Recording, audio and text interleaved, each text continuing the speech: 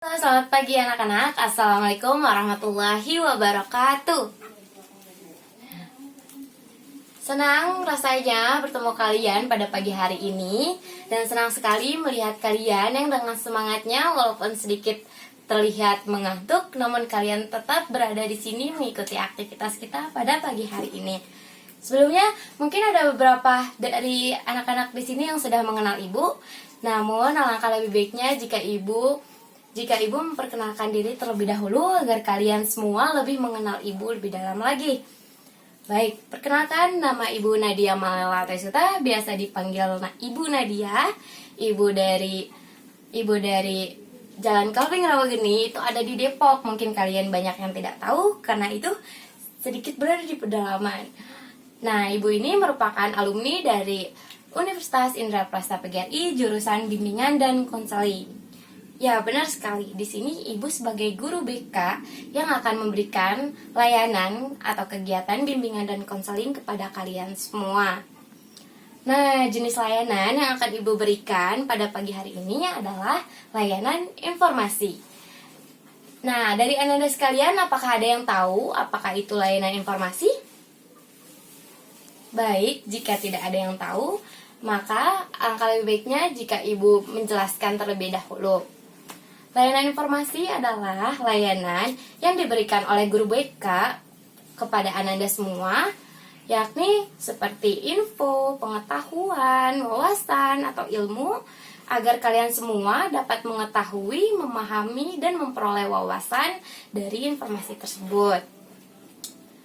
Nah, sebelum ibu memberitahu apa topik layanan yang akan ibu berikan, ibu akan memberikan ilustrasi nih agar kalian lebih memahami lebih jelas lagi. Contohnya, ada dua murid bernama Upin dan Ipin. Si Upin ini murid yang pintar. Dari kelas 10 sampai kelas 11 nilainya itu selalu tinggi. Dia selalu berada di 5 besar peringkatnya. Nah, dia itu berusaha untuk belajar, berusaha mendapatkan nilai tinggi itu dengan tujuan untuk masuk ke perguruan tinggi negeri. Namun di saat kelas 12, ia bingung. Gimana sih caranya nih agar saya bisa masuk ke perguruan tinggi negeri? Gimana sih jalur-jalurnya? Gimana sih caranya? Apa sih caranya agar saya bisa masuk ke jurusan atau ke perguruan tinggi negeri yang saya mau, gimana caranya gitu. Nah, itu semua nanti akan dibahas di materi kita pada hari ini. Sedangkan ada juga murid bernama Ipin. Si Ipin ini bisa dibilang murid yang biasa aja. Dia nilainya tidak kurang maupun tidak terlalu tinggi. Dia benar-benar di pas KKM gitu nilainya. Namun di saat kelas 12, dia itu sangat bersemangat dan beroptimis untuk masuk ke perguruan tinggi negeri gitu. Nah, saat itu ia bingung. Gimana sih dengan nilai saya yang segini, nilai saya yang seadanya gini bisa masuk ke perguruan tinggi negeri? Gimana sih caranya? Gimana sih tips-tipsnya biar saya bisa masuk sini gitu?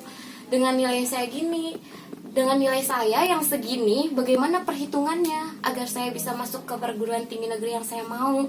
Nah, itu semua akan saya bahas di materi kita pada hari ini. Dari yang ibu jelaskan, dari ilustrasi yang ibu berikan, apakah kalian semua tahu apa yang akan ibu bahas? Ya, benar sekali. Ibu akan membahas mengenai jalur perguruan tinggi negeri. Jalur apa sih yang bisa kalian pilih untuk masuk ke perguruan tinggi negeri? Itu semua akan ibu bahas dalam materi kita pada hari ini. Oke, setelah kalian mengetahui jurusan-jurusan atau layanan yang akan ibu berikan tadi, kalian itu harus aktif di dalam kegiatan belajar mengajar ibu. Kenapa? Apa sih manfaatnya gitu? Apa sih manfaatnya kalau saya mendengarkan materi yang ibu bicarakan gitu? Saya mau malas mendengarkan ibu gitu. Itu tidak boleh seperti itu anak-anak. Kalau kalian mendengarkan penjelasan ibu, kalian akan mendapatkan banyak sekali manfaatnya. Apalagi di saat kelas 12 ya, dimana akan terbuka seleksi perguruan tinggi negeri. Di saat kalian mendengarkan penjelasan ibu, nanti kalian akan mendapatkan manfaat-manfaatnya. Salah satunya kalian bisa mengetahui nih, kalian tidak akan bingung lagi tahapan apa yang nanti akan kalian ambil setelah kalian kelas 12 gitu. Terus dengan kalian mengetahui tahapan-tahapan ini, kalian juga bakalan sedini mungkin membuat suatu perencanaan untuk masa depan kalian gitu. Kalian juga akan mengetahui nih untuk nilai kalian yang segini, kalian bisa masuk perguruan tinggi negeri mana aja gitu. Kalian punya peluang di universitas negeri mana aja dengan nilai kalian yang segini. Itu semua nanti akan kita bahas di perguruan tinggi negeri, di materi kita saat ini yang akan ibu jelaskan. Oke, apakah sudah jelas tadi? Oke, baik, jika sudah jelas. Di saat nanti dimulainya kegiatan belajar mengajar kita, ibu mengharapkan agar kalian bisa terbuka dan aktif, serta kalian juga boleh untuk memberikan pendapat-pendapat kalian untuk materi ini. Kalian juga harus aktif gitu, kayak berdiskusi atau bertanya. Silahkan bertanya jika kalian memiliki pertanyaan gitu. Ibu juga mengharapkan di saat kegiatan belajar mengajar berlangsung, kalian harus bertingkah sewajarnya saja. Kalian tidak boleh berganti-ganti tempat duduk gitu, atau menaikkan kaki ke atas meja. Itu tidak boleh ya anak-anak. Apakah kalian setuju untuk tidak melakukan hal-hal tersebut? Baik, jika setuju.